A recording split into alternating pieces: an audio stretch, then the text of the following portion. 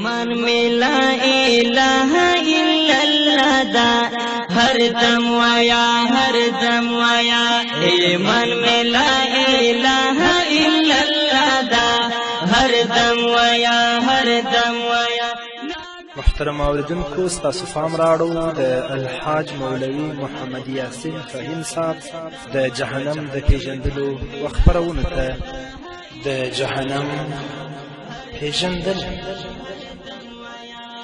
من میں لا الہ الا اللہ دا ہر دم ویا ہر دم ویا نبی میں محمد رسول اللہ دا ہر دم ویا. بسم الله الرحمن الرحيم. الحمد لله رب العالمين حمد الشاكرين، الصلاة والسلام على سيد الأنبياء والمرسلين سيدنا ونبينا وشفيعنا ومولانا محمد وعلى آله وأصحابه الطيبين الطاهرين. قدرمنو اوریدونکو د ژوند د لارې د خپرونې مینوالو، السلام علیکم ورحمة الله وبرکاته. ستاسو روغتیا او خوشحالي د پاک رب نه غواړم، په دې هیله چې د صحت او عافیت جامې په تن ولرئ او خوشحالي مو په برخه وي. دا دی زه محمد یاسین فهیم د ژوند د لارې د خپرونې په وړاندې کولو کې ستاسو په خدمت کې یم. زموږ د نن ورځې د خپرونې موضوع بیا هم دوزخ وپیژنئ. قدرمنو اوریدونکو، د آخرت په ورځ به جنتیان به هم په خپلو رنګونو پیژندل کیږي او دوزخیان به هم د خپلو څیرو او د خپلو رنګونو نه پیژندل کیږي. د قیامت په ورځ به الله رب العزت هر انسان او هر پیری ته د خپل عملنامه په لاس ورکړي او په هغه کې به د دنیا د ژوند هره کړنه، وینا او اراده لیکل شوي وي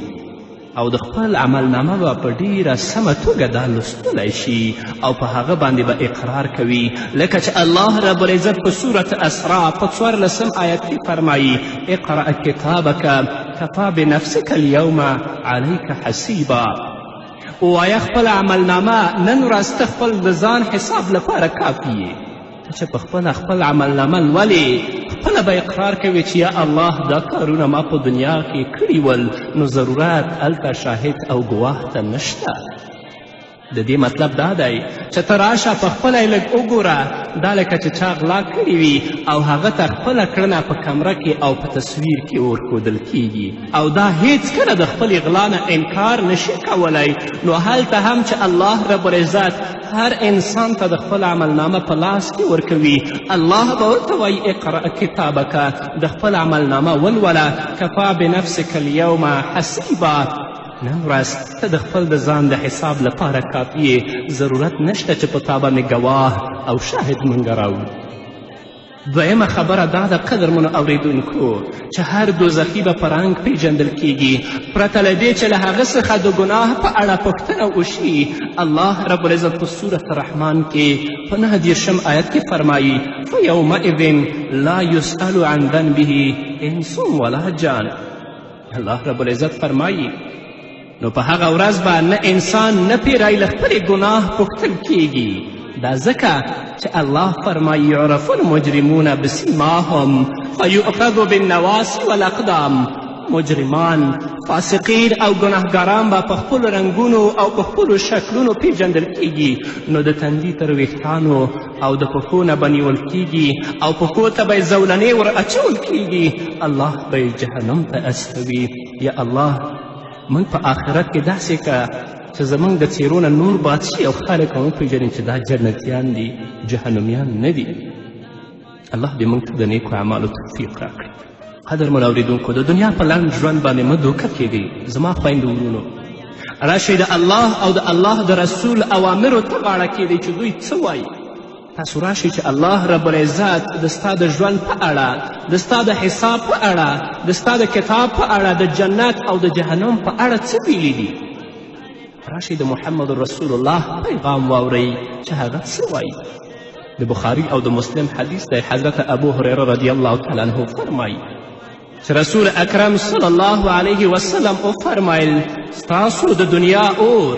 د دوزخ له اور او یا ټکړو څخه یوه ټوکړه ده. یعنی مطلب دا دی چې د جهنم اور او یا درجې او هویت ځلي د دنیا د اوره ډیر حرارت او ډیر ګرمایش لري. تاسو راواخلئ، څوک دې راواخلي د یو دقیقې لپاره دې د خپله ګوته په اور باندې کیږي، نشو کولی چې دا ډیر ضعیفه او کم اور هم دی، نو ولې په خپلو ګناهونو باندې ځان جهنم ته لیږئ؟ ولې په دنیا کې د الله او د الله د رسول د اوامرو نه سرغړونه کوئ؟ نه راشئ چې د الله او د الله د رسول اوامرو ته غاړه کیدو، د خپل اخلاق اسلامی اخلاق وګرځوو، د خپل کردار اسلامی کردار وګرځوو، خپل اعمال اسلامی اعمال وګرځوو، تر څو چې الله رب العزت د جهنم نه بچ کړي او الله موږ جنت ته داخل کړي. نعمان ابن بشیر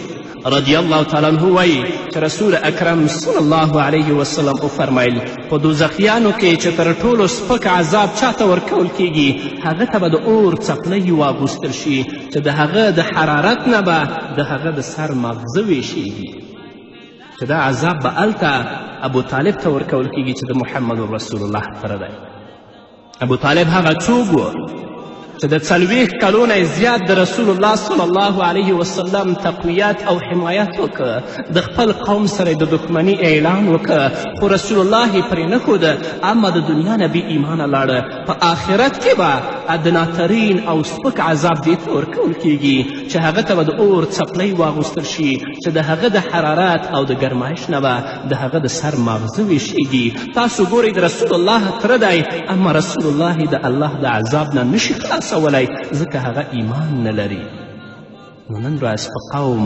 او په خپل نسب باندې مه دوکه کیږئ. ان اکرمکم عند الله اتقاکم. الله وایي چې غوره ستاسو د الله په نزد باندې هغه څوک دی چې هغه د الله نه ډیر ویریږي. نو راځئ چې د الله نه وویریږو. همدارنګه حضرت سموره بن جندب رضی الله تعالی عنه فرمایي چې نبی کریم صلی الله علیه وسلم وفرمایل له دوزخیانو څخه به ځینې کسان داسې وي چې اور به د هغوی ته پنډیو پورې رسیدلی وي، او ځینې به داسې وي چې د اور لمبې به تر زنګنونو پورې وي، او ځینې به داسې وي چې د اور لمبې به تر غاړې پورې رسیږي. ځکه هلته هم د الله رب العزت په عذابونو کې توپیر شته. که په دنیا کې چا ډیر فساد کړی وي، تل لپاره د الله رب العزت نه باغي شوی وي، نو د اور لمبې به تر غاړې پورې رسیږي، او که چا لږه سرکشي کړې وي د اور لمبې به تر نامه او تر ملا او تر زنګونه پورې رسیږي. الله دې موږ ته نجات راکړي. او کافر چې الله رب العزت په جهنم کې وغورځوي هغه به تل لپاره په جهنم کې سوځي، او چې کله یې پوستکی وسوځېږي ختم شي، الله رب العزت به هغوی ته نوي پوستکي ور واغوندي تر څو چې د الله رب العزت عذاب په سمه توګه وڅکي. د مسلم حدیث دی، رسول الله صلی الله علیه وسلم فرمایي چې د کافر د 2 اوږو ترمنځ به په جهنم کې دومره مسافه وي لکه یو کس چې په اس باندې سور وي او 2 ورځې مزل کوي، د کافر د 2 اوږو ترمنځ به دومره مسافه وي. همدارنګه رسول الله صلی الله علیه وسلم فرمایي چې د کافر غاښ به په جهنم کې د احد غره په شان وي، او د بدن پوستکه به دومره ډبل او دومره دروند وي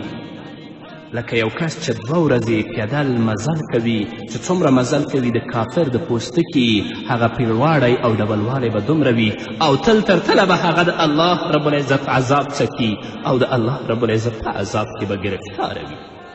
د جهنم اور د دنیا د اور غوندې نه دی چې هغه سور دی، هغه تور اور دی. د ترمذي حدیث دی، رسول الله صلی الله علیه وسلم فرمایي د دوزخ اور 1000 کاله بل شو تر څو چې هغه سور شو، بیا 1000 کاله الله هغه بل که تر څو چې هغه سپین شه، بیا الله رب العزت 1000 کاله بل که تر څو چې هغه تور شه. نو اوس د جهنم د اور رنګ چې دی تور دی. همدارنګه قدرمنو اوریدونکو، د ترمذي حدیث دی، حضرت عبدالله ابن عمر رضی الله تعالی عنه فرمایي چې رسول الله صلی الله علیه وسلم فرمایلی دي چې جهنمي به په جهنم کې خپله ژبه تقریبا 4 میله او 5 میله راویستلي وي، هغه به پرته وي او خلک به د هغه برسیره تیریږي، او تل تر تله به د الله رب العزت په عذاب کې ګرفتاره وي. نو الله رب العزت موږ ته د جهنم بیانم کړی. قدرمنو اوریدونکو،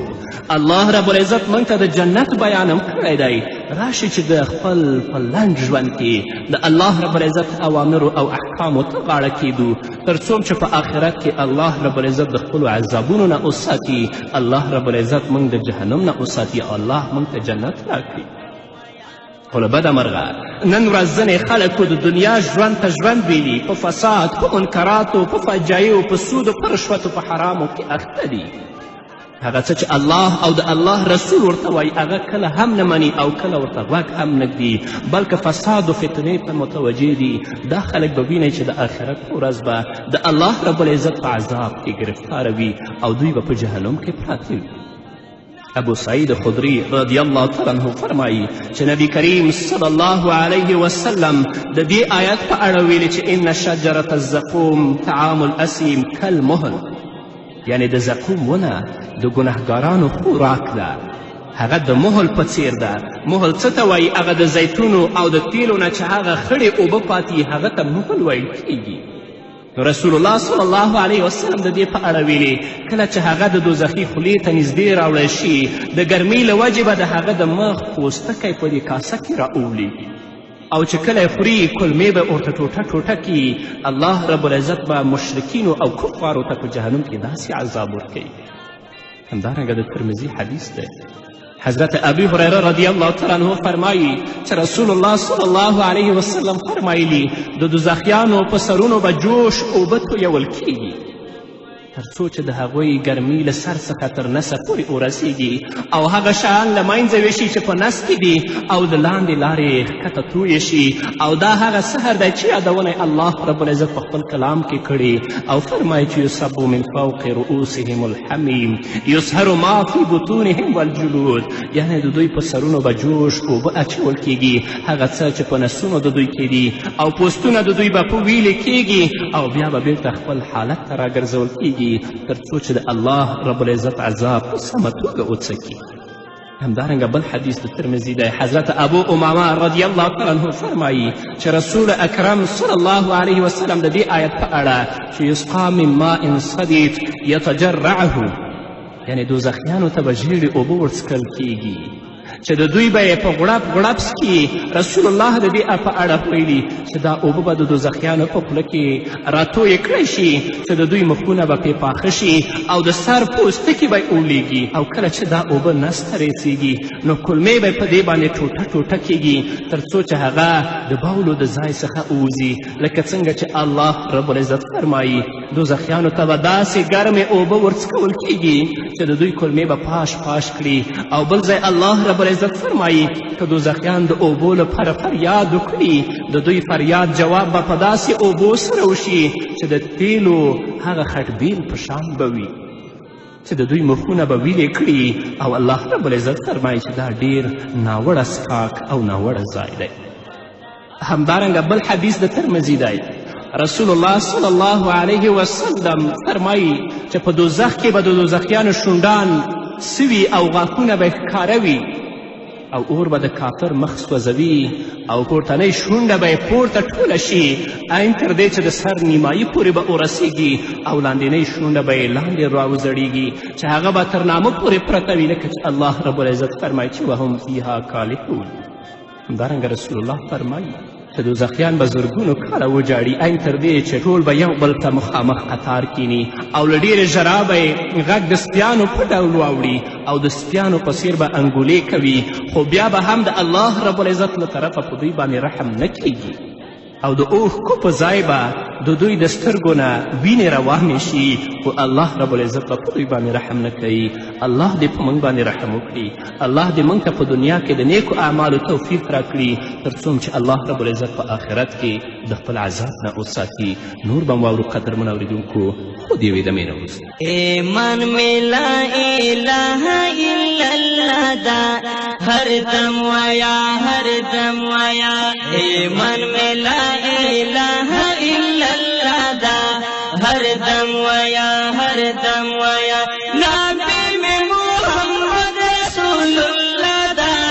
ہر دم ویا ہر دم ویا، ایمان میں لا الہ الا اللہ دا ہر دم ویا ہر دم ویا، ایمان میں لا الہ الا اللہ دا دم وایا هر دم وایا نبی میں محمد رسول اللہ دا هر دم وایا هر دم وایا. قدرمنو اوریدونکو بیا هم زموږ سلامونه او نیکې هیلې ومنئ. په قرآن کریم کې د دوزخیانو هغه خبرې الله رب العزت را اخلي چې دوی به د الله رب العزت سره د سوال او جواب په شکل کوي. لکه چې الله رب العزت فرمایي قالوا ربنا امتنا اثنتين واحييتنا اثنتين فاعترفنا بذنوبنا فهل الى خروج من سبيل. جهنمیان به په آخرت کې وایي چې ای زموږ پروردګاره موږ دې دوه واره مړه کړو او موږ دې دوه وارې ژوندي کړو، موږ په خپلو ګناهونو اقرار کوو، آیا اوس د وتلو کومه لاره شته چې ته موږ د جهنم نه وباسې او د دې عذاب نه خلاص کړې؟ الله رب العزت په جواب کې ورته وایي لکه چې د سورة مؤمنون 12 آیت دی ذلکم بأنه اذا دعی الله وحده کفرتم وان یشرک به تؤمنوا فالحکم لله العلی الکبیر. دا عذاب ځکه تاسو ته درکول کیږي چې کله به د یو الله رب العزت خبره کیدله تاسو به انکار کوه او کله به چې د شرک خبره کیدله تاسو به هغه منله. بس نن نو فیصله د لوی او ستر الله رب العزت ده چې تاسو به په دې عذاب کې سوځوي او الله به عذاب درکوي. نن ورځ هم ځینې داسې کسان شته چې کله د الله وحدانیت هغوی ته بیانیږي، د الله رب العزت قدرت بیانیږي هغوی ته، هغوی په هغه خپلو خرافاتو او بدعاتو کې پراته دي دې خبرو ته، او هغه کس چې دا خبرې کوي دې ورته په بد نظر ګوري. دې کسانو نه به الله رب العزت د آخرت ورځ پوښتنه کوي، نه به یې پرېږدي. دوی په هغه خپلو خرافاتو او بدعاتو باندې ایمان راوړی دی او وحدانیت د الله یې هیر کړی. بیا به له څه وخته وروسته یو ځل بیا د دوی او د الله رب العزت ترمنځ دا خبرې اترې پیل شي لکه چې الله رب العزت په سورة سجده کې 12 آیت کې فرمایي ولو ترى اذ المجرمون ناکسوا رؤوسهم عند ربهم ربنا ابصرنا وسمعنا فارجعنا نعمل صالحا انا موقنون. الله فرمایي کاش کې ای پیغمبره تا دا ګناهګاران لیدلي وای چې د الله په زور کې سرونه زړولي وي او وایي چې ای زموږ ربه موږ هر څه په خپلو سترګو ولیدل او هر څه مو په خپلو غوږونو واورېدل، یعنې حقیقت ټول راته څرګند شو، نو اوس مو یو وار بیا دنیا ته ولیږه، موږ به ښه کارونه کوو او موږ به ډېر ښه مسلمانان او یقین لرونکي شو. الله رب العزت به په جواب کې دوی ته ووایي لکه د سورة سجدې 14 آیت دی فذوقوا بما نسیتم لقاء یومکم هذا انا نسیناکم وذوقوا عذاب الخلد بما کنتم تعملون. دا چې له دې ورځې سره مخامخ کېدل مو له پامه غورځولي ول، نو اوس یې مزه وڅکئ، موږ هم تاسو له یاده ایستلي یاست او د خپلو عملونو په وجه دا ابدي عذاب وڅکئ، الله به تاسو ته نجات نه درکوي. له څو زره کاله وروسته به بیا دا ډول خبرې اترې پیل شي. دوزخیان به ووایي لکه د سورة ابراهیم 44 آیت دی ربنا اخرنا الى اجل قریب نجب دعوتک ونتبع الرسول. هی زموږ ربه موږ ته بیخي تر لږ وخته پورې مقرره کړه، موږ به ستا بلنه ومنو او د رسولانو تابعداري به وکړو. الله رب العزت به په جواب کې ورته وفرمایي اولم تکونو اقسمتم من قبل ما لکم من زوال. آیا تاسو به په دنیا کې قسمونه نه خوړل چې له تاسو څخه د دنیا زوال نشته، یعنې هیڅ حساب کتاب او بیا راژوندي کېدل نشته، بس تاسې دا ګمانو چې دا دنیا ده او روانه به وي. نن ورځ هم داسې کسان شته چې هغوی آخرت هیر کړی، هغه حساب او کتاب چې الله رب العزت دوی سره کوي هغه هیر کړی، بس د دنیا ژوند ته ژوند ویلی، هلته به بیا د الله په عذاب کې ګرفتاره وي. بیا به څو زره کاله وروسته 4 وار خبرې پیل شي لکه چې الله رب العزت فرمایي په سورة فاطر کې په 30 آیت کې وهم یسترخون فیها ربنا اخرجنا نعمل صالحا غیر الذي كنا نعمل. الله وایي چې دوی به په دوزخ کې فریاد کوي او وایي به چې ای زموږ ربه موږ وباسه، موږ به نیک عملونه کوو، داسې نه لکه کوم عملونه چې موږ په دنیا کې کول، نور به ښایسته عمل کوو، ستا اوامرو او ستا احکامو ته به غاړه ږدو. الله رب العزت به په جواب کې ورته ووایي اولم نعمرکم ما یتذکر فیه من تذکر وجاءکم نذیر فذوقوا فما للظالمین من نصیر. آیا موږ درته دومره عمر نه و درکړی چې تاسو عبرت اخیستونکي شوي وای؟ یا عبرت اخیستونکي پکې عبرت اخیستلی وای او تاسو ته ویرونکي انبیا علیهم السلام هم راغلي وو نو اوس عذاب وڅکئ د ظالمانو لپاره کم مرستندوی او کم مددګار نشته